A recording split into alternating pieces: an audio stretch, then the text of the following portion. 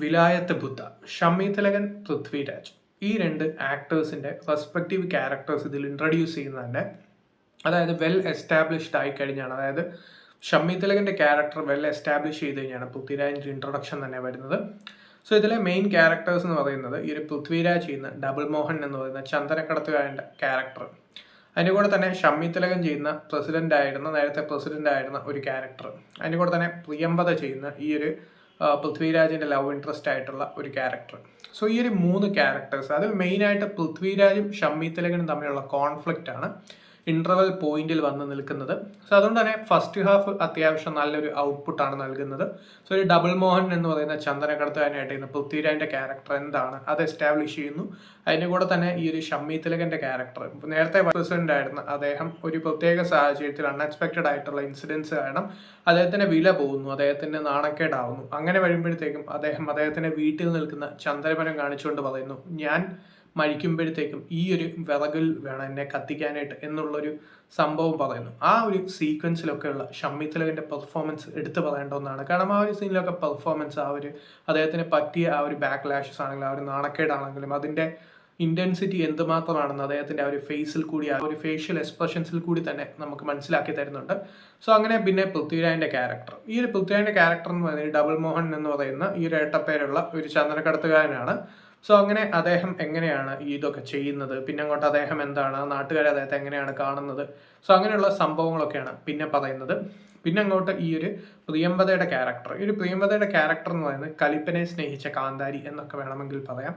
കാരണം എന്താണെന്ന് വെച്ചാൽ പണ്ട് ഈ സിനിമകളൊക്കെ കാണുന്ന പോലെ ഇപ്പോഴും നമ്മുടെ കൂട്ടത്തിൽ തന്നെയൊക്കെ കാണും. അതായത് ഈ ഒരു റൊമാൻറ്റിക് ഇൻട്രസ്റ്റ് വരുന്ന തന്നെ ഈ ഒരു ചന്ദനക്കടത്ത് കാരണമാണ്. കാരണം ഈ ഗുണ്ടകളെയൊക്കെ പണ്ട് ഇങ്ങനെ ഈ ഒരു ആരാധന മൂത്ത് പ്രേമിക്കുന്ന, ഇപ്പോഴും അങ്ങനെയൊക്കെ കാണും. സോ അങ്ങനെ ആരാധന മൂത്ത് പ്രേമിക്കുന്ന ഈ ഒരു ചന്ദനക്കടത്താണ് ആ ഒരു ആരാധന തോന്നാൻ കാരണം. സോ അങ്ങനെ ആ ഒരു ആരാധന തോന്നി പ്രേമിക്കുന്ന ഒരു ക്യാരക്ടറാണ് പ്രിയംവദയുടേത്.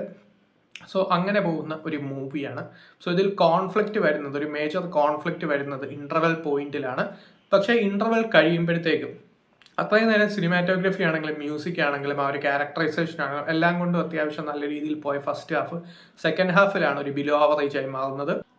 അതിന്റെ കൂടെ ഒരു വീക്ക് ക്ലൈമാക്സും കൂടെ ആകുമ്പോഴത്തേക്കും സിനിമ ഒരു മേജർ ലെറ്റ് ഡൗൺ ആയി മാറുന്നു. അതാണ് സിനിമയുടെ പ്രധാന പ്രശ്നം. പിന്നെ അങ്ങോട്ട് ഷമ്മി തിലകന്റെ ക്യാരക്ടർ ആണെങ്കിലും പൃഥ്വിരാജിന്റെ ക്യാരക്ടർ ആണെങ്കിലും അങ്ങോട്ട് ആ ഒരു കോൺഫ്ലിക്റ്റ് ഒന്നും നേരെ അങ്ങോട്ട് വരുന്നില്ല എന്നുള്ളത് സിനിമയുടെ പ്രധാന പ്രശ്നമാണ്. അതായത് ഈ ഒരു കോൺഫ്ലിക്റ്റ് അത്രയും നേരം ആ ഒരു ഫസ്റ്റ് ഹാഫ് ഫുള്ള് ബിൽഡപ്പ് ചെയ്ത് ആ ഒരു കോൺഫ്ലിക്റ്റിലോട്ട് എത്തി നിന്നിട്ട് അത് പിന്നെ അങ്ങോട്ട് കാര്യമായി ഫോക്കസ് ചെയ്യാതെ വരുന്ന കോൺഫ്ലിക്ട്സ്, ആ ഒരു കോൺഫ്ലിക്ട്സിനെ സംബന്ധിച്ച് വരുന്ന സംഭവങ്ങളൊന്നും തന്നെ ഇൻട്രസ്റ്റിംഗ് അല്ലാതാവുന്നു. ഒരു ജീപ്പ് സീക്വൻസ് ഉണ്ട് സെക്കൻഡ് ഹാഫിൽ, അതൊരു കൾട്ട് സീനായി മാറുന്നു. അതായത് ഈ ഒരു ഒട്ടും വർക്കൗട്ട് ആവാത്ത ആ VFX ആണെങ്കിലും ആ ഒരു എക്സിക്യൂഷൻ ആണെങ്കിലും ഒന്നും തന്നെ വർക്കൗട്ട് ആവാത്ത രീതിയിലാണ് പോകുന്നത്. കാരണം നമ്മൾ ആ ഒരു ജീപ്പിന്റെ സീൻ കാണുമ്പോൾ തന്നെ നമുക്ക് തന്നെ തോന്നും ഇതെന്തൊരു സീനാണ്, എങ്ങനെയാണ് ഈ ഒരു സീൻ ഇവിടെ വെച്ചത് എന്നുള്ളതൊക്കെ മനസ്സിൽ കൂടി വരും. അതാണ് സിനിമയുടെ പ്രധാന പ്രശ്നം.